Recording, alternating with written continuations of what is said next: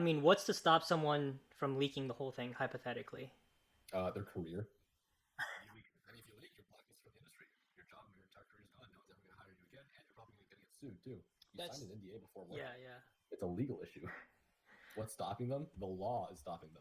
Hey everyone, welcome to the first episode of The Artist Experience. I'm your host, Max. Today, our guest is John Yang. He's a 3D animator. He has worked on shows like RWBY, Genlock, and the Godzilla movie. And he is currently working on video game animation. John, how are you doing? I am doing great, Max. So before we get started, since this is the first episode, I just want to talk a little bit about, what kind of inspired me to start this podcast. So basically, I've always been really interested in like animation, TV, movies, and that sort of thing. And you actually kind of inspired me somewhat to start this podcast because whenever we would hang out, since you ended up studying and going into animation, we would always talk about like what it was like working at an animation studio and that sort of thing. And so I just thought it was really interesting and something that I could try and turn into a podcast. But yeah, I just feel like nowadays, there's a lot of movies and TV shows and stuff, but like the people that get the credit are the well, not get the credit, but the people with the spotlight on them is mostly the movie stars, right? The actors who play these roles. And so what I kind of wanted to do was get some more spotlight on the people who worked behind the scenes, the effects people or the writers or that sort of thing. And so it's kind of like the unsung heroes in these industries. And so the purpose of this podcast is really to hopefully give these people a voice and let them, share their own experiences. So yeah, I guess so. First off, can you tell the viewers about the different types of animation in like very simple terms as possible, and what's popular right now, and what type of animation do you primarily work on? I mean, generally, it's just. You need to cut this part, by the way. What? Yeah, I know. I need to think about your. I need to think about that. I don't know. It's a really broad question you asked because it's just a simple matter of medium. 3D, 2D, motion graphics, pixel, Yeah, yeah. So original, just whatever. like talk a little bit about that. You don't have to go too in depth, but too Well, I in mean, it's depth, simple. but like 3D animation is the most popular because it's the cheapest. Or cut that. 3D animation is the most popular because it's the most straightforward, most simple, and most easily accessible form of animation to use. So as a result, it's just like that. That's what I work in 3D. so most companies use 3D nowadays, right? Yeah, of course. I mean, you look at Mm-hmm. what most films, they're all 3D. Games, majority of them work in a 3D engine, so it's naturally to assume 3D is the most popular. Yeah, yeah, for sure. Yeah, I mean that's kind of like one thing I wanted to talk about is, in these last few years, I've really noticed a lack of like 2D animated movies, right? I Of mean, course. yeah, I love I love Disney and Pixar, but it just seems like the studios, it's really hard to tell them apart nowadays. I mean, of course, but even back in the 2D days, it's sometimes a little difficult to differentiate, from movies from Disney as opposed to any other 2D studio. For sure, there's a little bit of stylistic differences between them, but for the most Right, part, same medium right. of animation, it's hard for the untrained eye to discern the difference between the two. So Well, just like it is now. right, right. I mean, what I'm saying is like maybe ten years ago, maybe Disney actually used to do like hand-drawn animation, and now it's all 3D now. It's all CGI now, Of course, streamlined is a lot easier to do. It's very pretty, and audiences really don't care, to be honest, for the most part. General audiences, at least. So it's only natural to assume that 3D is the next step in animation. Right, Now, right. there are some studios that do try to implement some sort of blend between 2D and 3D, which is Hmm. excellent. Klaus being the most latest example, the Netflix movie from last year. I mean, in your opinion, do you think these types of like movies will make a comeback anytime I don't soon? know. I don't know. Probably not. Simply a Probably matter of not. cost. Yeah, it's a cost benefit thing. So A you movie for think mainstream audiences. movies from now on, animated movies, will pretty much always be 3D? I don't know. Probably. I mean, it's simple. Like I said, it's just a matter of costs. A lot cheaper to produce, and mainstream audiences don't really care. Now, of course, there's still plenty of 2D animated movies around. They're just web common indie films, shorts. Generally, a feature film by a world-renowned studio is typically just going to stay 3D. It seems. Right, right. I mean, here's what I will say. I think nowadays when you go to the movies, there's basically like three big categories that dominate the box office, right? There's sequels, reboots, and like the big blockbuster movies like Star Mm-hmm. Wars, Marvel, that sort of thing. So one thing I've noticed nowadays is that the more risky and creative projects are that probably would have never made it to the big screen or like a major network. Now they're getting picked up by streaming services, right? So Hmm. like Zack Snyder mentioned how basically if it weren't for this era of streaming that we're currently in and HBO Max, that the Snyder Cut would have never happened, you know? Hmm. So, I mean, I guess my question is, do you think that riskier, more original content, not just with story, but with like animation style, that sort of thing, that we usually don't see in theaters anymore, do you think those will start making a comeback in, Netflix or these other streaming services? I mean, yeah, of course, you're already seeing it with your previous examples and my previous example as well. But generally, streaming services are more willing to take risks in general, not just in animation, but in filmmaking. But because of that, there's a lot lower quality of work being outputted through those streaming services. Mm, It's more of a get as much out as we can as possible and see what sticks kind of deal, instead of actually carefully taking time to consider what's the best course of action. They're willing to take more risks because they have a lot more room to give than major studios do. gotcha, gotcha. All right, cool. So do you want to talk about like the different like programs you use to No, animate? there's only one program everyone really uses in the industry, or like Mm. in studio work at least. I mean, there's some other smaller ones for other uses, but very few people use those. So all the big studios, Disney, DreamWorks. Yeah, they use either Autodesk Maya or some sort of proprietary version of it. So they're all using pretty much the same thing. Yeah, pretty much. I Makes mean, sense. the software doesn't really matter at all. Skills are easily transferable in animation. How often does something new come along, like a new software? Like never. Never. It's incredibly difficult to create an effective animation software when the market's already saturated with enough that work. I mean, Mm. sure, people have the problems with Maya, and a lot are switching to Blender because it's a good alternative. But for the most part, there's only a small handful that everyone knows and uses. I was reading that new technology and software comes out all the time. Like Yeah, of course. I was reading, I think it was some movie. I think it was Frozen. They say like how they modeled the snow and stuff. That was like a new program they used. I mean, I have no idea what they could be talking about. It might have been new software. It might have been just some specialized tool or version that they're using. I have no idea. And for some other movie, I think it was Zootopia. I was watching this Hmm. making And when of they say video. new technology, that Right. can mean a lot of things. New software for animation doesn't rarely ever comes out. I mean, every year there's a new version of Maya, a new version of Blender, a new version of Mobu, but for the most part, it's still the same software. Okay. But yeah, I saw something that was like they were using it to make like pedestrians like in the background, with Yes, background characters crowds, walking like crowd crowds. design. Yeah. Yeah, I heard that was they used. that's something different entirely, probably. So new like software doesn't really come out. New like patches come out.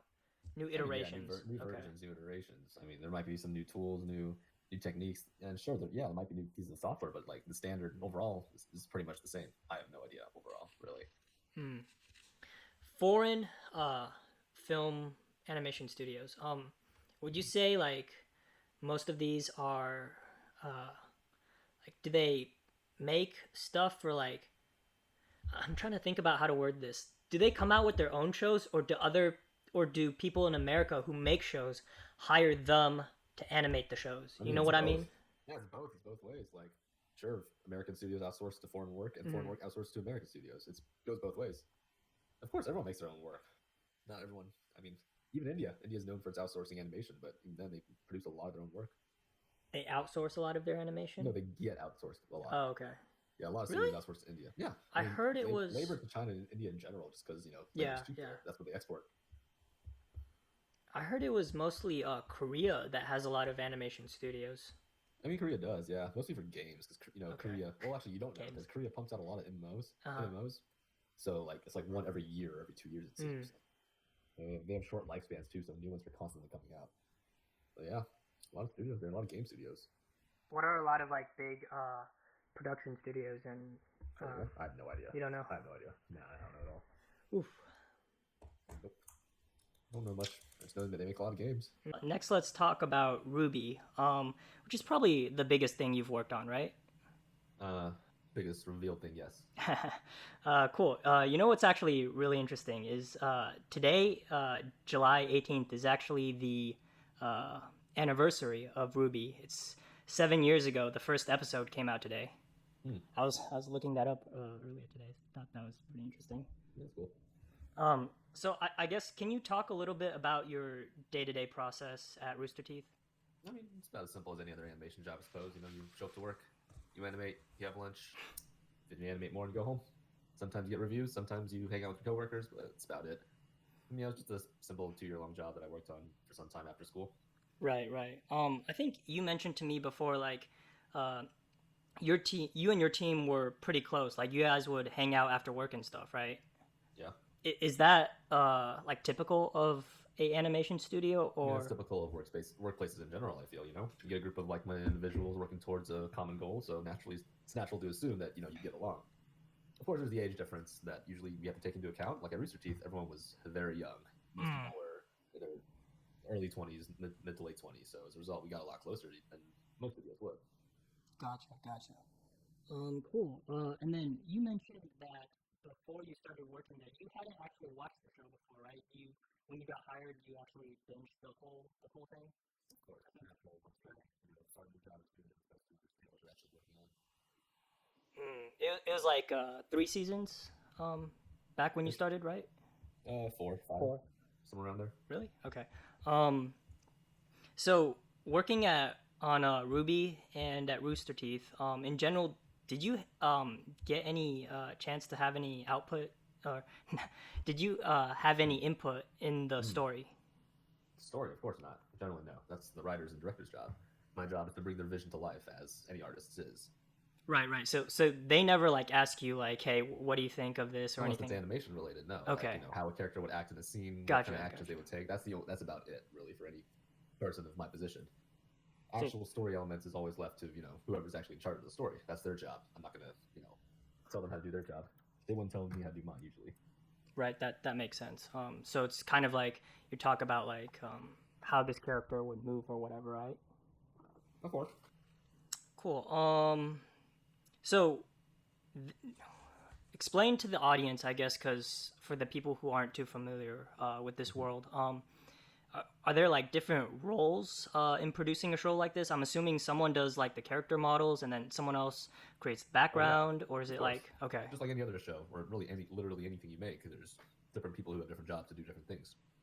I Um, mean, okay, go ahead. yeah, as far as our production went, it's pretty standard for any animation studio, really. You know, you got your art department, your animation department, your post production team, and there's all sorts of various jobs that go in the animation pipeline. Um, I mean, there's a lot to explain, but in general, you know, you have concept artists, pre-vis developments. You have your modelers, your riggers, your texture artists, your lighters, your animators, of course, your layout artists. Pretty typical stuff for a traditional animation pipeline. Okay, so it's not like one person animates an entire scene or anything like that. Everyone has very specific roles that they do. Well, I mean, the animator, yeah, they would animate the scenes, but the person developing the assets for the scenes is someone else entirely, and the person to touch up those scenes and edit them is again another department entirely. So the character model, the lighting, that's all different people. Yeah, of course. I mean, Okay. so it's like an actual film set. You know, you got your actors and you got your light department, your makeup department, your cinematographers, your writers, all that stuff. Everyone just has their own job. Okay. The only difference is ours in the computer. Gotcha, gotcha. Going back to Ruby, the I guess I kind of want to talk about the origins of Ruby, and so the guy who created Ruby, Monty, right? He created it as kind of like a side project. I'm not really sure, to be honest. I'm not really familiar with the origins that much. I just kind of worked there for a while. Okay. But as far as I know, no, it wasn't a side project. It was kind of more of a passion project of his, something that he really Well, wanted yeah, to do. passion project is what I meant. So I mean, I guess the reason I'm bringing this up is because this wasn't even like their main thing that he was working on, right? This was a passion project of his, Well, the and idea was that Monty was hired on to work on Red vs. Blue for a couple of seasons, and eventually he had the idea for the show itself, which he then pitched to the CEOs, which they liked, and yeah, that's it. And then started working on it. this show, would you say this show is basically what put Rooster Teeth on the map? No, Red vs. Blue was 100%. It Okay. definitely tapped into a different audience base than RWBY, but it was Rooster Teeth was already pretty well known at that time before RWBY. Because I'll be honest, I never heard of Rooster Teeth before Yeah, RWBY that's because came you don't out. play video games. Yeah, that's true. Yeah, Rooster Teeth and Red versus Blue in general is very well known to a lot of people I knew growing up around the time. So I kind of had an idea what they were doing before I went in. I mean, would you say this kind of brought them like more into the like mainstream almost?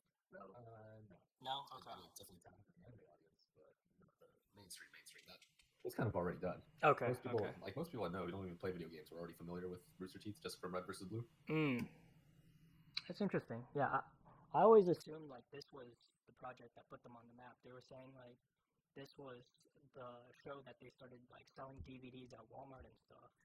I mean, again, Red vs. Blue already kind of had that. Okay. Yeah, Okay. yeah, I mean, it's a fan made project of a very popular property, Halo. So Okay. I mean, I'm not a gamer, so I had no idea.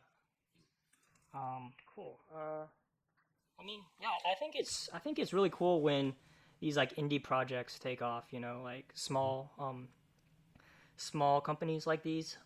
Like the guys who created like Ninja Turtles, right? They were just like screwing around kind of. It was just two guys and they created a parody of Daredevil, and now it's taken off like it has.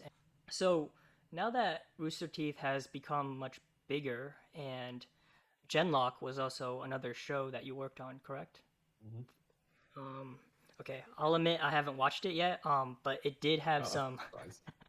Yeah, haven't had the chance yet, but I probably will. But there are some really big names attached to Genlock. From what I researched, Maisie Williams from Game of Thrones was in it. David Tennant, one of my favorite actors from Doctor Who, Jessica Jones, and Michael B. Jordan was also in it.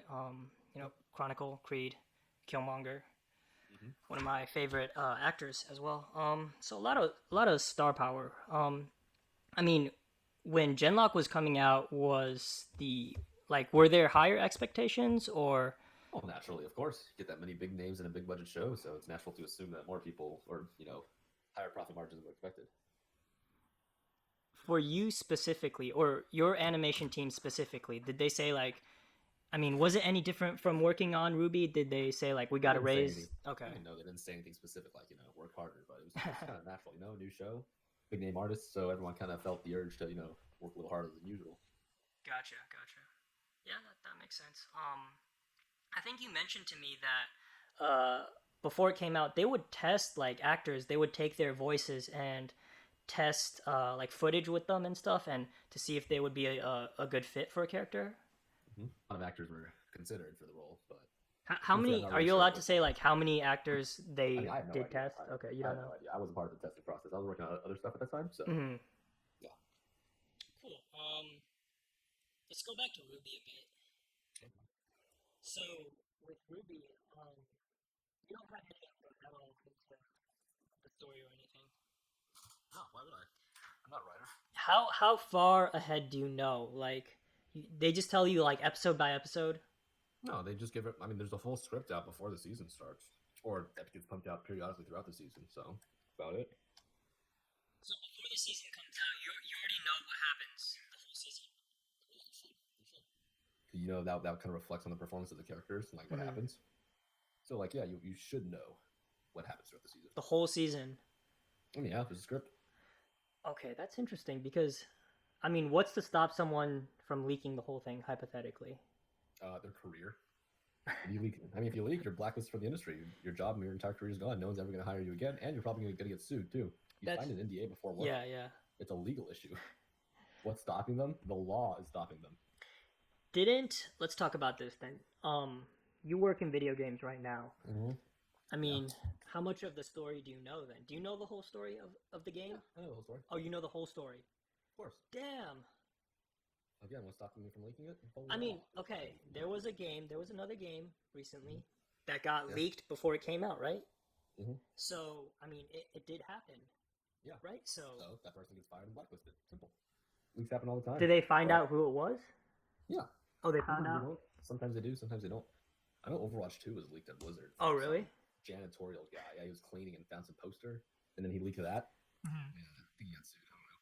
Apparently, Star Wars almost got leaked because the guy John Boyega left the script under his bed or something, and Oh the yeah, cleaner person was cleaning it. They found it and they like sold it on eBay, but then like Disney bought it before anyone else could. So smart, smart. it's Disney. Um, so yeah, that's crazy that you know the whole game already. You should. Yeah, Damn. it reflects the performance of the characters. I feel I mean, like what? why not carp why not carp what's the word I'm looking for? What? Compartmentalize? Incrementalize? Incrementally? Not incrementally. What do you mean? Like keep Like it hidden? keep it on a need to know basis. So Yeah, that it is on a need to know basis. We as artists are on a but need to when know you basis. start animating, do you need Yes. to know the whole story? Yes, I'm like, okay, what's this character thinking in this moment? Or how does this affect later performances? How does this affect character further Damn. down the line? If I'm just like, okay, this character is gonna be sad in this scene, I'm like, why is he sad? Did some Mhm. character die? Is there a backstory? What's going on? What's happening next? What will lead this? What came before this? So I know what's going on. Of course, it's part of being an artist. It's part of the need to know basis, of course. It just seems like why not give it one part at a time? Because then if someone leaks it, they only leak part of it.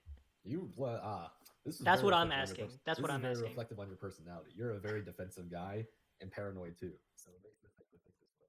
Well, But trust me, here's the thing. Let me interject real let's say quick. you were let's say you're an actor, okay? Let Let's me say you're an interject real quick. okay. Um, yeah, I probably am a little more paranoid, but these are big studios with like $1 million games, Let's say right? you were an At actor. I'm gonna stake, interrupt you right? for a second. Okay. Let's say you're an actor, all right? Yeah. You're given a scene. Here's your script for just that scene. You don't know what happens next.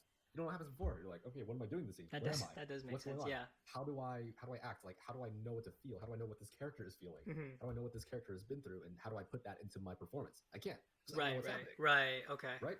Like if you're like even if you're a set designer, I want to create a set for this scene. Okay, why is this scene here? How do I make the scene look like this? And how should I make the scene look like in general? Because that way I would know like where it fits in the narrative or the story as a whole. If I don't know any of that, then what am I doing? Right. That makes sense. So generally on games, you know everything. Then you know the whole story. Yeah, of course. Okay. Everyone does. And then If you're working on for the game, you will. okay, and then for TV shows, you know the whole season. Generally, if they have a Okay. script for the whole season, yeah. I mean, not all TV shows function the same, but in this case, yes. Will they ever do something like, let's say do they animate the whole season and everything is done and then release it like one episode at a time, or is it like they'll release some and then animate the later half of the season? Again, that depends on the show, really. Okay. We're talking about shows, right? So Sure. I read somewhere that like Simpsons, they animate, right? And so they finish about half a season, they'll release it, and while the first half is being released, they'll keep working on the second half. I mean, yeah, it depends on the So, show. Some okay. shows do 2 cours. Simpsons does that. Rick and Morty does that. Oh, really? I don't know about everything else. Yeah, it varies. Just different studios do things differently. Different publishers do it differently. I don't know. Do you think they ever do something where it's like they'll release a first half of a season and then once they get feedback, like let's say they get like really negative feedback on what's going on, and so would they ever like rewrite the later half of the season? At that point, you're not making art. You're just making a product to cater to an audience. Create a product that they think is an expressive piece of art that they think the world will like. If you release half a season and then say, wait for what the fans want, you're not creating your creation anymore. You're creating the fans' creation. That's what China does. They pump shitty movies.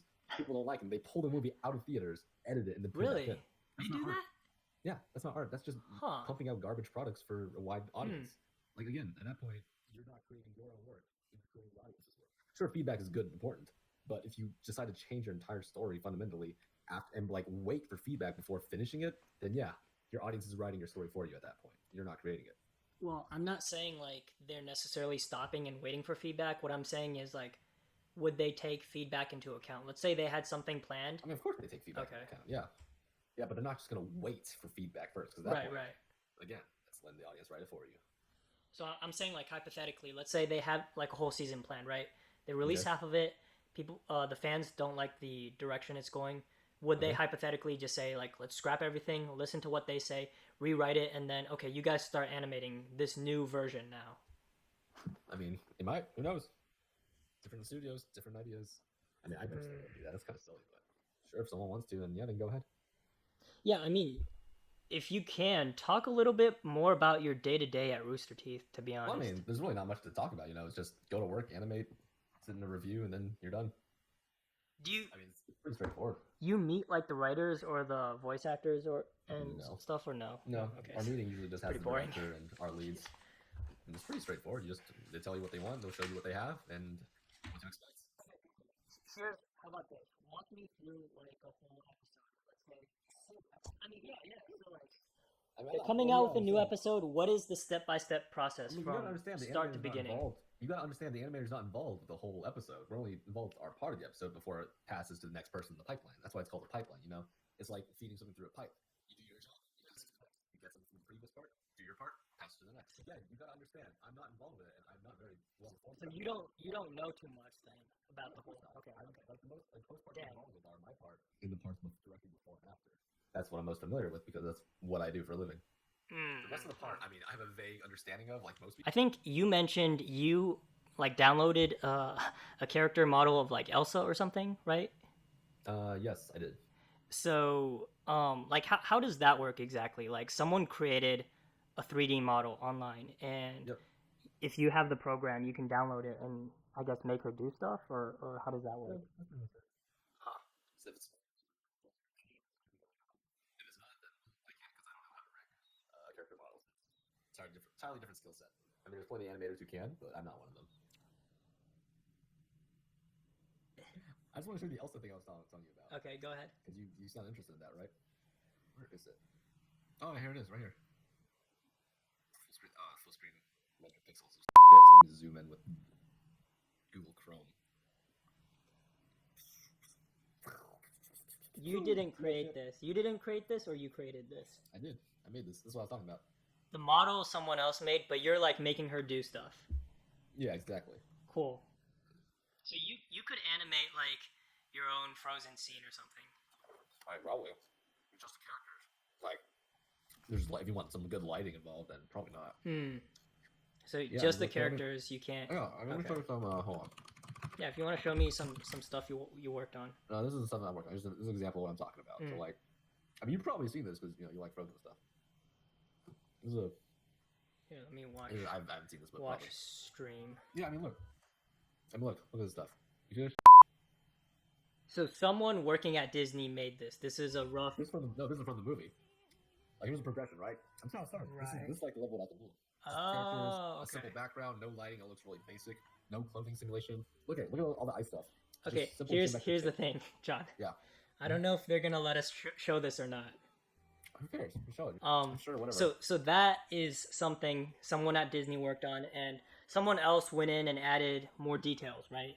Yeah, that's someone else's job. Like this is the animator's job. They're animating the characters. Here's the effects. Well, not really the effects, but just like placeholders to show the director like what their what they have in mind, what their vision is. They'll refine the animation, and by the end, someone else lights it. I skipped the last steps, but you get the idea, right? So go back. Where? Yeah, here. So that little ball that's floating around, they're using that, and that's gonna turn into those lights that flow. That's the placeholder the animator does. Once the effects artist gets their hands on it, they'll like do something completely different. Their own thing. I have no idea how any of their stuff works, but. Huh. Yeah. Also, there's like 50 steps between blocking and refine. There's like another 50 steps between each. Another 50 steps between these that they kind of gloss over. Because again, there's just a broad overview. Something okay. For general YouTube audience and stuff. Right. So go to that. Yeah, that part. Pause. So the final product right there.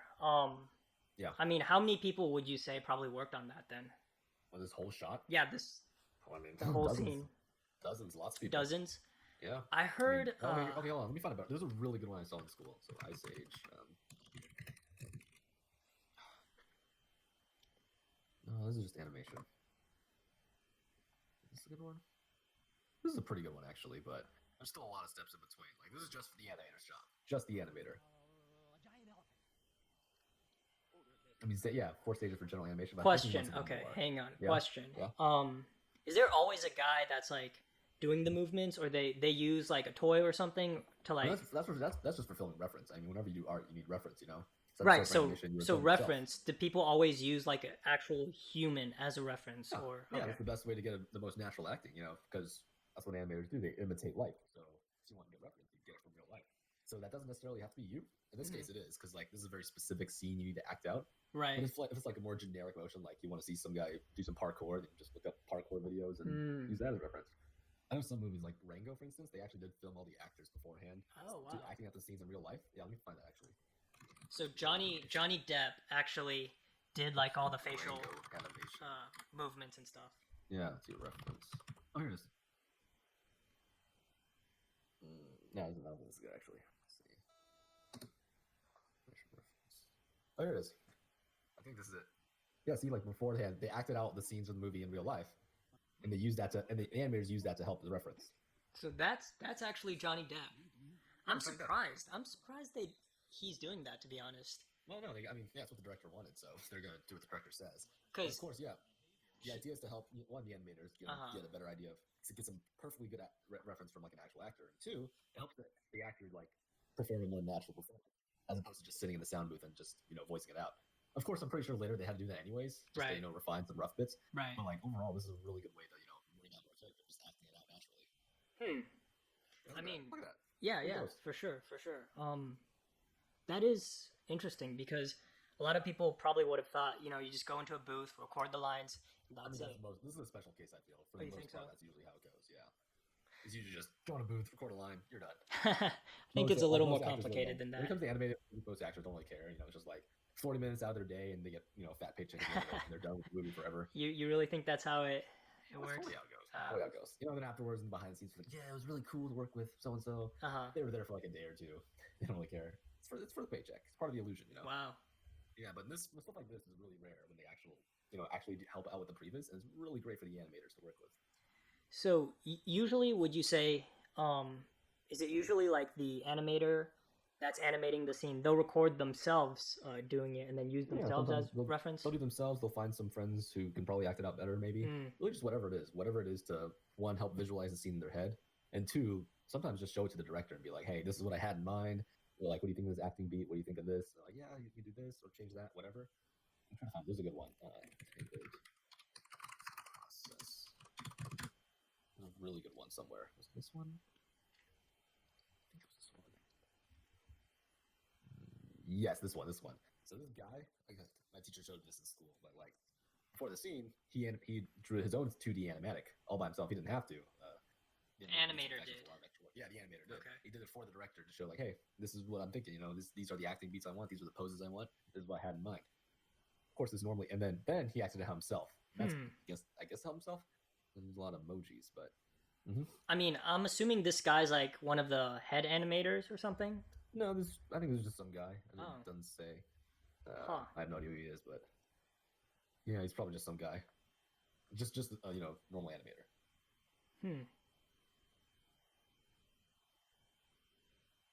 Really good stuff. Amazing work. You know what's crazy about Frozen? Yeah. Apparently there is a version of Frozen that has a lot less Olaf. Like a lot more Elsa, Anna, and a lot less Olaf. So the original version is supposed to be a lot more. Here, we can go ahead and close your screen. Right, sure. But the original version is supposed to be a lot more like focused on the sisters, which is basically what the core of the movie like is. And so they actually cut a lot of. There's like 3 songs between. Like the original Frozen, right? Original Frozen, yeah, the first one. Yeah. Actually, both of them had like stuff. So talking about the first one, they had like 3 songs that they cut out. Like they recorded it and everything. You can go online and find it, but it's interesting because like it was supposed to have a lot more development between Elsa and Anna, and they kind of like. I think what happened was the studio was probably like, you gotta like lighten it and make it less serious. So they probably just like crammed a lot more Olaf in there. I mean, I know the kids liked Olaf. Yeah. My sister liked Olaf. Oh, your sister? Yeah, I guess it worked. I don't know. Obviously, this Red as well. Yeah. People like you and I didn't really care for Olaf. He's kind of just To me, it's like Olaf, he's fine, but he was in there a little too much, too much Olaf, huh? Yeah, because like it'd be like if the monkey, like Abu from Aladdin. It'd be like if he got his own song, like yeah, it's a little much. It was a little much. especially since like the whole core like theme of the movie is like Mm-hmm. these two sisters that were super close and then they got separated and now it's like love and stuff is like bringing them together, right? So you would think that like they would really want to establish their relationship and stuff, but Yeah. I don't know, they cut out a lot of stuff, so it's disappointing. Oh yeah. Yeah, of course. That's what studios always do. You know, they want that mascot character, not just for the food, but the Oh, merchandise. You know, merchandise, for yeah, the merchandise. exactly. I mean, you can sell the Toys. Ever dolls, but like you see Olaf, he's got like a distinct shape. It Yeah. makes him a more appealing character in general. And because of that, kids are gonna want a little toy, I guess. I don't know. I mean, Little Me would definitely win that, but I don't think Little Me was the target audience anyways. Yeah, I mean that makes sense. Like the studio has to make demands and stuff, but I don't know. I think like it'd be cool to see like a version of Frozen that was like the previous version with more of Elsa and Anna and less of Olaf, like a previous cut, like fully animated, you know? I think that would be really cool. You know how people are saying like hashtag release the Snyder cut? Oh, I I mean, want I I want guess. like I want like hashtag What, the original release Frozen cut? release the Frozen cut. Nah, Hashtag release the Frozen cut. I guess. You know what's crazy? Yeah, what's up? Today's Kristen Bell's birthday. Really? Happy Yeah. birthday, Kristen Bell, I guess. You should send her a message, dude. I like it. She's like, oh my god, Max noticed me. He's great. Like, so I asked my first job interview, I asked Yeah. my lead that. I was like, hey, what's the day-to-day life? He's like, yeah, you just go in and animate, that's it. I'm like, yeah, I answered your question. That's the day-to-day life. You just go in and animate. There's nothing really, unique about it. It's not like, oh yeah, go do this and this. It's just go in, get your assignments, film some reference, start working. That's it. And then get some help, talk to your leads, Right. and review your work. Yeah. Do you see It's like fun. a storyboard every time? I think we talked about I mean, that. yeah, if there are boards. Okay. Yeah. Sometimes they're not. My work is generally not. It's different type of animation. Okay. No, So- being an animator. so being an animator. Talk about that then. Talk Yeah, about that. being an animator is it's hard. It's really hard. It's an artist in general. It's a hard job when you're creating subjective work. Of course, in a studio environment, it's different because they need something specific. Sometimes like we need this, we want this. But sometimes like here's a scene, here's what's going to happen in the scene, but you kind of got to bring your own artistic input into it. It's like acting. It's like acting. It's Right. like use a scene. You're sad. Dad just died, and you have to say these lines. Go. You Right. can't just say these lines. You got to put your what's the word? Not effort, but like your artistic input, I guess. Yeah. I like, being an animator is a very untraditional path. It's kind of becoming more so because I do work a 9-to-5 job. Yeah. That's pretty standard. I have my own benefits and stuff. But like, it's not easy being an animator. It's just a lot of hard work in a small competitive industry that you got to work hard for. Right. Yeah. You're a contract worker right now, right? Or Yeah, of course. Okay. Most animators are. And that's another thing you got to deal with because being an animator, it's a very unstable life for the most part. Unless you get a really good staff job early on, you're going to be moving from place to place, city to city, job to job every couple of years. It's a lot harder to have a stable life as a younger animator, even as an older one too. I mean, would you say it's more artistic or more technical then? I mean, as an animator, it's more artistic. There's other like jobs, disciplines in the animation industry that are more technical. Like I guess rigging a character model for animation is a very technical job, less artistic. Modeling is also very artistic, but there's a huge technical aspects in it. Of all the fields, though, animation is probably the most artistic and the least technical. It's very most artistic and least technical. Okay. Yeah, you're putting most of your art into it. There's not that much technical knowledge involved. I mean, it helps, especially if you know how to operate the other disciplines. But for the most part, animation's mostly just arts related. Aren't you working through a computer program though when you animate? Yeah, but it's not that difficult to operate. Really, it's pretty simple. In fact, you can learn the software itself really fast, just within a few days. Really. A few days. Yeah, I mean, if you want to dive just for animation, I mean, like Autodesk Maya, I could do a lot more than animation, of course, and that like the other stuff will take a lot more time and effort into learning. But just for animation itself, there's not much of it you need. It's like having a whole toolbox, and my whole job is just screwing nails in. I don't need a whole toolbox. I just need a screwdriver and maybe like pliers or something. Right. Yeah, someone else's job to hammer the nails in. Someone else's job to measure the measurement. So, are you stressed out from your day-to-day job, or? Me personally, no. Okay. I'm aware a lot of people I do work with are regularly stressed out. Just getting the work done on time. Sometimes getting feedback is important as an animator or an artist, but like, no one wants to spend weeks on something just to hear it's not right. Yeah. It needs to be different. You didn't do it right. Yeah. And it's never personal either. It's never like you're bad, you suck. Yeah. But they're criticizing your work, and you kind of feel that. As an artist, you feel that. Yeah, of course. You feel like They didn't like my work, so that means I must suck. So hypothetically, you could work on something for weeks, and they could be like, "No, do it again." Yeah, or even if you're making a movie, you could work on it for years and then be like, "That movie sucks." Like what we've been talking about. That movie, Superman. The movie sucks. Hundreds of artists spend Oh countless yeah, hours yeah, working their heart out on that, all for us to say. yeah. That. But that's just part of art, Even Yeah, if it that's sucks, hey, a as an paycheck's still a artist. paycheck, so See, because whatever. I never would have like viewed animators like that, to be honest. Like as I don't want to say as artists, but artists when you draw or create something, it comes from within, and it's very special to you a lot of times. So when people critique that, it's like it's very Mm-hmm. personal for them. So I never would have thought of it the same way, I guess. Mm-hmm. Like even Sonic, they probably had to redo a lot of stuff, right? Yeah. The animators, Oh yeah. I mean, they basically had to redo the movie. the whole Well, at least movie. the anime. I mean, the parts of the Sonic in Oh, it. Yeah, jeez. they changed the model, so they have to change the animation to match. Although I did hear like not Right. much of it was Really? changed because. Well, yeah, because I heard like He looks when the way first trailer came different out. from the first trailer. Yeah, when the first trailer came out, like it's not the entire movie was done. They still had a lot of work to do. So Okay. some parts weren't animated yet. Right, right. So those parts didn't have to, So they can just take the new model and run with that for the newer ones, and then just redo the older ones. Redo like the older scenes. Yeah. It can suck. It can suck for an artist, but I mean, you gotta do what they tell you. yeah? What's the biggest like stress? What's the biggest thing that animators stress about? Then is it deadlines or? It can be. It can be deadlines. It could be the quality of your work. It could be getting it right. There's a lot of different things. It could be finding the next job. Hmm. Just a stressful life in general. And it's not very Stressful stable. You life. gotta really love the fields working it. Yeah. I think that's true for most jobs in general. Most like artistic related jobs in general. It's Mm-hmm. very risky, and you really do have to love it. And I don't know. For most people, what would you say like their end goal is then? Mm-hmm. What for an artist? Yeah, for an Just to make cool animator, stuff, Just to make cool stuff. Or sometimes just to have a job. to have a job, to eventually be head animator. Or no, some people just want a paycheck. Hmm. Just like a Yeah, some regular people nine to just like five. some people like the artistry. Some people just want a job where they don't really hate it. And it's pretty fun. It's fun being an animator. Stressful. It's a lot of Talk work. about that. What's fun about being an animator? Because you're making something. You're making a tangible product that you can see, something people react to. Like if you're, I don't know, programming software for an insurance firm. Yeah. Sure, people use that, and it's a tangible piece of software. But who really cares? It's just insurance software. Mm-hmm. If you're making a movie, you're making art. Everyone knows what that is. Everyone knows what movies are. People know what video games are.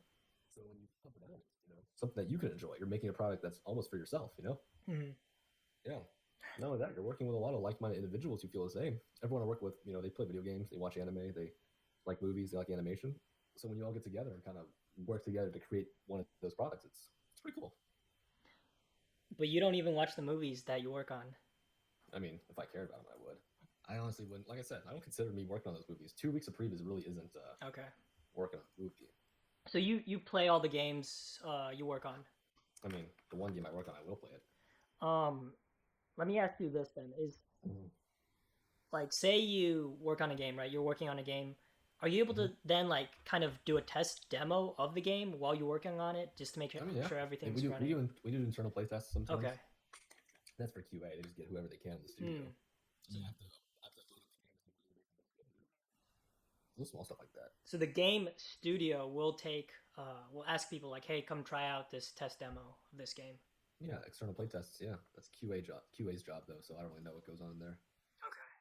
Okay. But you know what's weird?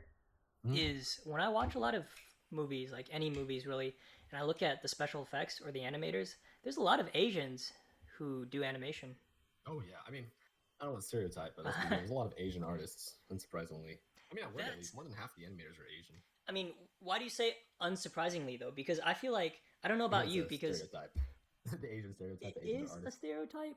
I mean, yeah, it definitely is. But at the same time, I feel like there's another stereotype that's Asian parents don't want their kids going into art, right? Yeah. So I mean, I'm still surprised there's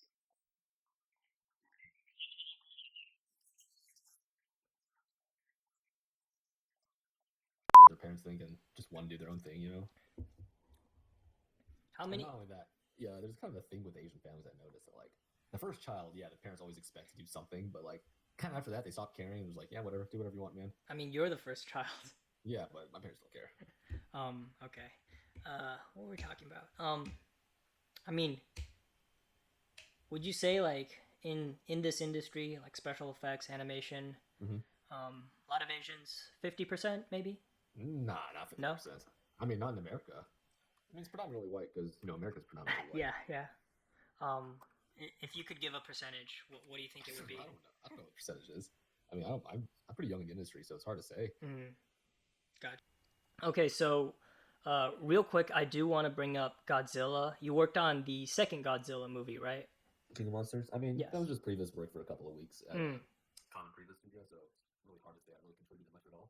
Yeah, I don't know what that means. Can you kind of I mean, go in? so like previs is not is pre-production. It's before actual filming, actual animation, Mm. actual development begins. It's sort Mm. of a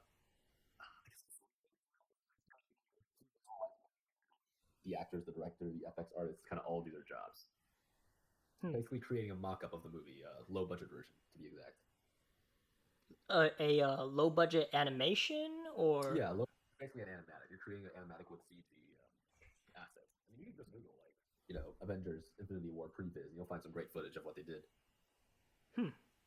So I mean, when you work on a project, whether it's Godzilla or RWBY or whatever, so is it do they like present to you like a storyboard, like, hey, this is what we basically want to happen, I and mean, then you just sometimes they'll follow it, or just give you a script. Sometimes they give you boards.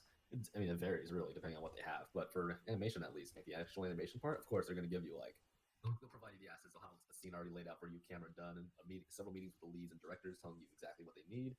Like you're fully prepared for that kind of stuff. Smaller studio stuff, sometimes you're just kind of left on your own to figure out what's going on. But as far as my experience goes, that's usually what I've been used to. Mhm. So sometimes all you'll get is like a script, and you basically have to animate it Well, no, blind. like I said, that's very small studio stuff. I'm talking like 10 people in a garage Okay. kind of deal. Yeah, any competent studio would provide you with the necessary tools to actually do your work properly and not just throw you in the bin with nothing but a script. Hmm. Are there studios like that that are just like 10, 5 to 10 people, I mean, or I'm sure there are. There's plenty. Lots of indie game studios are like that. Just a handful of people just making games. hmm,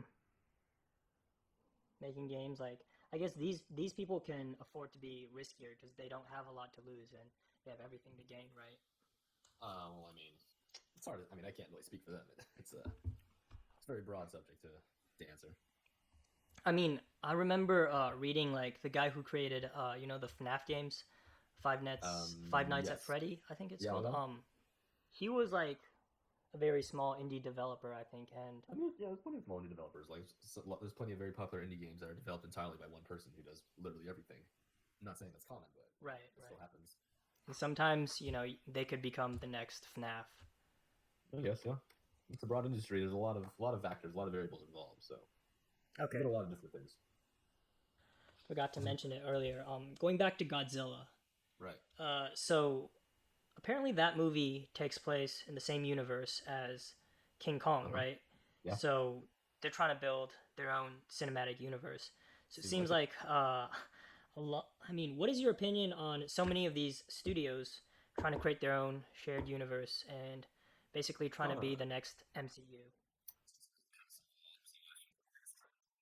Marvel did it really pretty well with the Avengers. Superman cinematic universe brings a lot of money, so everyone wants to do the same. I mean, last generation it was Harry Potter. Everyone wanted to adapt their own young adult novel. After Yeah, that, it was yeah, I remember that. The Yeah. Hunger Games, the early 2010s young adult novels. Everyone wanted one Yep. of their own. Yep. There was the Hunger Divergence, Games. some other crap. But Yeah. What it's just was studios it? chasing trends. That's it. Yeah, yeah, yeah. I mean, what's your opinion on that? Let's talk about it. I mean, it is what it is. It's a little silly, but hey, man, if it creates a great product, then who really cares? I'll watch it. Like that's what happened to Marvel. Not very many people thought Marvel could really pull something like that off, but it took them over a decade, but they did it. For me, I think that's the big thing for me is like creating a great product, right? So Yeah. if they're more focused on just copying everything that Marvel did, then I Mm-hmm. don't think they can create a great product because they're just chasing. I'm trying to word this right. They're just chasing a trend. They're chasing a formula that they think works, and in a way it does. But um, I don't know. It's like you They can working. plan and set up and do all you want, but if you can't make a good movie, if you can't make that first good movie, then Hmm. you're not gonna get people on board, Yeah, right? I mean, So they're just rushing it. That's all it really is. It's just people rushing through all these trends, trying to cash in on the cow while it's still hot. So they don't realize that Marvel took 10 years to set all this up, but yeah, everyone's trying to do it in three. they did you see that thing that was like a Tom Cruise movie, The Mummy? I think they were trying to Yeah, Mummy build like create a a dark dark universe. universe with that one. Yeah, that kind of sucked. Ah, Of course, it's man, not gonna work. I But don't I know. heard it came out with the Invisible Man next, which was the right move because instead of trying to make it a big grand action Hmm. movie, which it really wasn't, these were small Universal monster movies. I heard that They was could have good. given it to a smaller studio. Yeah, so they gave it to Blumhouse, a studio known for doing smaller horror movies. Because of that, yeah, Invisible Man turned out to be a good movie. Now the question is that part of a cinematic universe, or I mean, like probably. At this point, they're doing the smart thing, which is just make the movies. If it's good, sure, throw them together in a mm, universe. But that's what mm, Marvel did. yeah, Let's just make Iron Man. See yeah, how it goes. Let's just make Thor. hmm And eventually they're like, yeah, it's working pretty well. Let's make the Avengers. yeah. I agree. Mm-hmm. You worked on Bumblebee, right? I mean, nah, A little yeah, bit. I mean, for let's like 2 talk about it. days. Okay, sure. It was Um, like, hey, we need someone to fix these cameras. I'm like, sure, we'll do that. And I did fix it these for 2 days. cameras. Can you Yeah, kind of? just change some settings. That's all. It's not much work. Oh. Hardly worth discussing, really. Well, I have no idea. I've never seen the movie, so I Oh, don't you haven't even seen it. know. Nope. I haven't even seen Godzilla yet. Actually, I Oh, should. wow. So you, Yeah. so you don't even watch the movies you work on. No. No. I mean, if I'm interested in it, I'll watch it. Yeah. You watched or you worked on that skyscraper I haven't seen movie, that either. right? With My The parents saw Rock. it though. My parents saw it. I still So your own name is in the credits, but you didn't even watch the movie. Nah. I should. Damn. Damn. Yeah. Hmm. I think it will, to be honest. Really? I Yeah. mean, you could make a movie called what? Batman versus Superman, and Batman versus Superman is like 2 minutes of the movie, Yeah. and then they team up and fight the big disco monster It was that no one really cares about. Like, it was not good. yeah, people want to see Batman fight Superman. There'd be like a winner because Yeah. Godzilla versus King Kong. That's the movie people are hyped about. Mhm. Because apparently the last one there wasn't even a winner. People are still debating like who won. Which Godzilla, last King Kong. one? There's another Godzilla versus King Kong movie before. Really? Yeah, we put up. Godzilla versus King Kong because I know like the director for this time he says he's heard a lot of the complaints about the last one and he really wants this time to be like have a definitive winner. Yeah, so when you get like Batman v Superman, it's like who won? It's like oh they both won because they teamed up together. Like no one wants that. They want to see Batman kick Superman's ass or the other way around. I feel like Godzilla would easily win because he can like breathe fire or something, right? I mean, yeah, he fired like a giant laser. King Kong's just a monkey. That's big. So Godzilla definitely wins it. I think so. Oh, I found it. It was a Japanese movie. Check it out. Look at this. Yeah, watch 60s stream. Japanese movie. Yeah, let's see who wins. Spoilers for anyone who cares. Oh yeah, spoilers. Let's see. Kong is dropped next to Godzilla for the final battle. Godzilla has the advantage and nearly kills Kong, but Kong, what does he do? Suddenly, King Kong revives and charges him up. And after an underwater battle, only Kong resurfaces. There's no. I guess you can kind of say King Kong won, but like, I want to see like one of them rip the other's heads off. That's like a winner. Do you think they will do that in theaters nowadays? Yeah. Do you think they would do that? Hopefully. I mean, you want to see someone win. That's why you go. It's like going to like a boxing match. You want a winner. You want to see someone win. There's no way they're gonna make it rated R though. I don't know if he's gonna rip his head off, but he's probably gonna kill him in some way. That'd be cool. Maybe. I think thing is like once you kill off a character, I mean, I don't know. You lose. I don't want to say you lose the chance to make more movies with him because they can always. I mean, they Just do bring that. him back. Yeah, they. That's like a cheap shot. Yeah. It's like dead up. He's alive. Here you go. Yeah, I mean, they do that a lot. It's like bringing characters back. It does cheapen it, but at the same time, I don't know. It's a tough debate, like to kill off characters. I think the Russo brothers talked about this. They were saying like once you kill off a character, I mean, you pretty much ruin people's hopes and chances that the character is going to come back, right? Yeah. Once you kill them off, because they're not going to be in any movie in the Spin-offs, maybe. future. Spin-offs Spin-offs, maybe. time travel. I mean, look at Infinity War. Loki dies in like what the first 5 minutes and comes back in Endgame. That's cool. Yeah, Like it wasn't in the same timeline, but he was still there in character and showed up. That was fine. That was awesome. And now So, they're I mean, doing. you can kill characters off, but like still kind of bring them back, but not really in creative ways. Yeah, and now they're doing a Loki TV show. So, but yeah, they're saying like, because if you kill them off, yes, you do kind of ruin chances of them coming back. But at the same time, if you don't kill off characters, it feels like there's no stakes. So it's a tough balance. Yeah. Yeah. What were we talking about? Snyder Cut, I think. Man, So can do whatever they want. It won't necessarily be the right thing to do, though. Here's why I think Snyder Cut Justice League will do well, because he's had what, like 3-4 years to basically listen to the audience feedback, and so. What can he do without really changing the whole movie as a whole? No, he will change it. He will change it. So he's basically making a new movie. This isn't just a cut. This is a brand new movie at this point.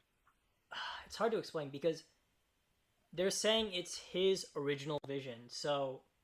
So it is a new movie then. Pretty much, I think it will be. Okay. Well, in that case, then yeah, it could be good. The problems with Batman v Superman were like the fundamental issues. So what I heard is they have all the scenes filmed out already with the actors and stuff. They just need to add the effects onto it. So his movie is like pretty much done, but I still think like he can. I think they're doing some reshoots. I don't know, but I think he can basically take 3 years of feedback and make the movie that the fans want, kind of, and say like, hey, this was my original vision. You know, it's very hard for him to lose at this point. I mean, you never know. Fans will eat up anything. I mean, they've been wanting it for so long that they're just gonna like it. I mean, here's the thing: they've been wanting it for so long, they're gonna have to like it. Otherwise, they'll be forced to admit they were wrong. No one wants to admit they were wrong. Yeah, that's. And just suck it up like they usually do. Yeah. Who knows? It might be good. I think it will be good. I was never like one of those like. I don't know. Why do you say you think it'll be good? Like, what gives you the idea that it'll actually be good? Because we've heard like nothing about it other than it'll be the original cut. I'm like, how do you know? How do you know that's good? Like Man of Steel, was that the original cut? That movie kind of sucked. Here's what I'll say. I don't think he's as bad as a lot of people make him out to be. I think like of course not. He does make pretty good looking movies. Man of Steel, I would say, is probably like the best after Wonder Woman, the best DC movie. Huh? DC movie. Okay, yeah, the best DC movie. I don't know. I think it will succeed just because like I said, the fans, like he's had 3 years to kind of listen to fans and see what they want and what they don't want. So it's kind of hard for him to fail. I mean, it still fail. Never know. As long as it's a good movie, then who cares, you know? Yeah, I mean, obviously it can still fail, but I don't know. I think he has an advantage right now just because, like, it came out and then, like you said, they're releasing another version. So kind of like what China does, apparently. I never knew that, so. They did it a few times. Because Chinese movies aren't art. They're a product to be consumed by the Chinese market. I mean, I don't really know anything about it. I heard, the Chinese movies never really come to the United States, so it's not really anything we see. I don't know. I think I would like to see more foreign studios release stuff within the United States. Yeah, well, like I said, as long as it's a good product, it'll be good. Oh, speaking of movies that come out and then get re-released, Cats. Yeah, I heard Cats. They pulled it and added effects and re-released it. Yeah, you know why? Why? It's for the Oscars. Why? They just wanted better consideration for Oscars, even though the movie sucked. Really? Yeah, effects were gonna change. How does that work? No. I mean, like, Oscars, they just wanted better chance at winning, I guess. That's why they released it around that time. But still, the movie sucked. More effects. Did you watch it? Nope. Oh, man. I don't need to watch it. I saw the trailer. I mean, I do plan on watching it, though. Because everyone I know who has watched it says it was like, I mean, yeah, they said it was bad, but at least it was a trip. It was so bad, it wasn't good. It was so bad, it was just weird. It was weird, and there was some entertainment that you can derive from that. I mean, the special effects, is that hard to do? Like, For cats? Yeah, I mean, yeah, adding fur to a whole cast of characters. adding And fur, not just like that, yeah, but development animating stuff. them too. Yeah. Because all the characters are animated, and with the faces of the actors slapped on them in a weird, creepy, realistic way. It's not easy. I mean, that's It's a lot of hard to work. do, right? Yeah. Wow. I'll say we're getting a lot more out of the movie discussions than the animations ones. I mean, cause here's the thing. Like, I know more about movies, so I can talk about it. Animation, I don't know too much, so Oh, you know what? Let's talk about movies. Go talk it's about gonna movies. be a more one-sided. It's gonna be a more one-sided conversation. You know, Okay. if we talk about In that animation, case, bring up some movies. which Let's talk about some movies. here's the thing. Like, Okay. your expertise is well, what I'm presenting to the audience of Yeah. why I'm having you on is because you're an animator, right? It's I know. because if people want to watch groups of friends talking about movies, like there's Yeah, maybe we could do that too, billions huh? of those, That's on true. the internet. I mean, there's also a lot We of could, animation ones. Yeah. we could. And also the market for the movies is bigger. I just feel, I definitely would say, even though I am an animator, yeah. I probably would have more to contribute to movies because What do you mean? animation, yeah, there's so much I could talk about to like a general audience, because I can talk about animation to animators forever, but like to someone who doesn't know anything, there's like Well, that's only so what much I'm I could talk that's about. what I'm saying. Like, try to at least let us understand a little more because Okay. people watch movies all the time, right? People watch Marvel, Transformers, whatever, RWBY, Yeah. whatever, right? And Mhm. I think a lot of them are curious about what goes on behind the scenes, and Yeah. because like I said earlier, when you watch like interviews and stuff, you see like these big stars on Jimmy Kimmel, that sort of thing, and they're the ones that get Mhm. the spotlight. And I mean, it makes sense. They're very good looking. They're charismatic. People want to watch them. Yeah. But for this, I want to kind of, go behind the scenes a little bit and talk to people like you who may not get the spotlight on these projects. Well, here's the thing. Like, have you ever watched the behind the scenes videos for like Frozen or any animated film? I have seen a few of them. I know Yeah. Frozen recently came out with making of Frozen 2 Yeah. or whatever. I mean, when you watch them, they gloss over a lot of stuff. It's very broad and big picture, kind of like what I'm talking about. Because again, general audiences, either they don't understand or they can't really understand all these little intricacies that go in between. So it's best to kind of just cover the big picture stuff. Which is what I'm doing. Right. Yeah. I get you. Mhm. Okay, cool. All right, guess we'll wrap this up. Oh, really? Yeah, Oh, wow. lastly, before we wrap this up, do you have any tips for anyone who wants to go into the animation field? Yeah. Practice, get good, know what you're doing, go to school if you want, and have a good reel and apply. It's not much to it. Be good at what you do. And if you're not good, then you got to find a way to get better. I know that's not really specific and it's really broad advice, but unless you ask a specific question, there's really not much more I can say. Do you have to go to school to become an animator, or can you? Not. Of course not. I mean, school's not necessary at all, really. No one really cares what degree you have. All they care about is how well you can do your job and how well you are to work with. I mean, now more than ever, like online school's a much better alternative. It's cheaper, it's a lot faster, and you can learn just as well, if not better, than the traditional schooling. Yeah, of course, for sure. On your medium, but that's for 3D in general. Mm-hmm. If you are interested in 2D field, then that's a different story. You're probably gonna have to go to a traditional schooling for that. Why is that? But yeah, what? Why is that? Why do you have to? I have no idea. That's just what I've been told. I mean, because you actually have to learn how to draw. You need to apply the traditional techniques and understand how to do that. Whereas 3D, you just need a computer and know how to use it. I mean, to get started. Would you say it's like even really worth it to study 2D now? Because like we were talking about earlier, everything is. If you like it, yeah, there's still jobs out there. A lot more still opportunities. And yeah, it is pretty, but it is admittedly more difficult. Whether or not it's worth it is up to you, really. If you're willing to go through all that trouble. I mean, how hard is it to become an animator? I think you mentioned. I don't know if we can say this or not, but you mentioned when you graduated, out of your graduating class, a lot of your classmates had trouble finding jobs. Oh, I mean, that's in general most. Very true. Very true. Yeah, I mean, sometimes even now outside the art field, people are finding jobs with proper degrees. Right. It's difficult in general. It's entirely merit-based field. So if you're good at what you do, then sure, you can get a job. If you're not good, if you didn't work hard enough, if you didn't bother taking time to learn, or if you're just not good enough, then yeah, can't really. It'll be a lot more difficult. Let me ask this then. I don't know if we're allowed to talk about this. But would you let's say someone goes to school, gets their degree, right? Mm-hmm. I guess what would be like an ideal path for them to take? Assemble your demo reel and just start applying. That's pretty much it. If you get a job, you get a job. keep animating, add more stuff to it, and then keep trying. That's pretty much it. Maybe do some free indie work. I mean, well, here's the thing: even free indie work still requires a good amount of skill. You know, if you're like an indie studio working on an indie game, you probably can only afford like 1 or 2 animators. You want them to be the best, to truly represent what your game can be. Gotcha. That makes sense.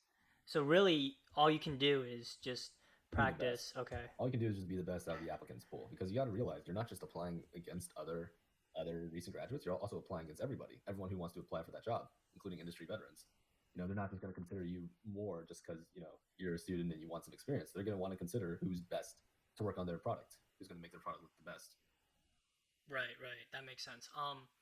What about like what are the big studios then that people can apply for? Like film?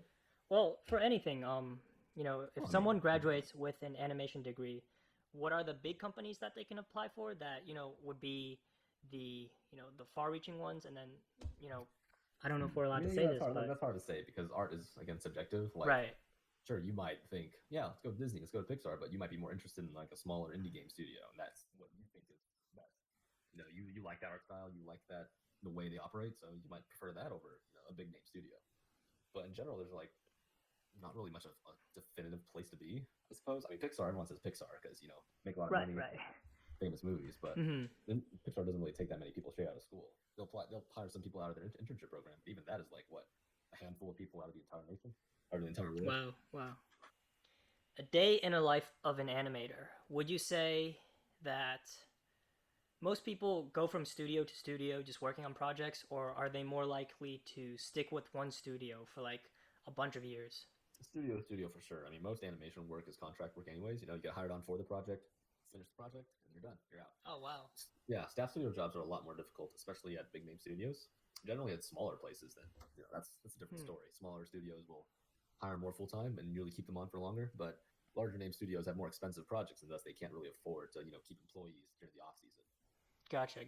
So they want to come out with a movie, they hire contractors to animate, and then once it's done, you know, you got to go look for other work. Yeah, that's usually how it goes. I mean, sometimes, you know, you might get hired on staff, but that's incredibly rare, especially for the big name studios. Cool. All right, I think that'll be it then. All right, I think that's all the time we have for today. John, thank you for joining us. No problem.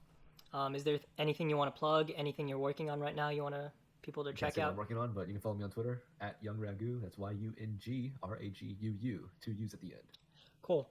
I will link that in the description down below, and you guys can check him out if you want. Cool. Before we end this, I want to give a big shout out to my friend ComicTom101. He is a YouTuber on here that I've been a fan of for a while, and I've actually reached out to him for tips on starting this channel, and he gave me some great advice. So I really appreciate it. I'll link his channel in the description down below if you want to check it out. Thanks, Tom. I really appreciate it. Hope you can watch this episode. All right, guys. Thanks for watching, everyone. Like, comment, subscribe, yada, yada, yada. And I'll see you guys next time. Peace. Bye. I mean, Joe Rogan's are like 2 hours. Yeah, have you seen his first one? It's like, have you seen his first episode? It's like 5 minutes long. Isn't he just like talking to the camera or something? Like, yeah, pretty much.